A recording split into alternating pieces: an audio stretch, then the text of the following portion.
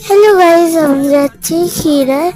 চলো বেশি না বকে ক্ষীরাটা দেখিয়ে দিই কেমন দেখতে ক্ষীরাটা। চলো, আমি যাচ্ছিলাম গাড়ি করে একটু নাজারা। এইটা হলো ক্ষীরা, কত ফুল দেখুন, পুরো ফুলে পুরো মাঠ ঘেরা। হাঁটার জন্য সরু সরু জায়গায় হাঁটতে হবে, এটা পুরো মাঠ ঘেরা ফুলে।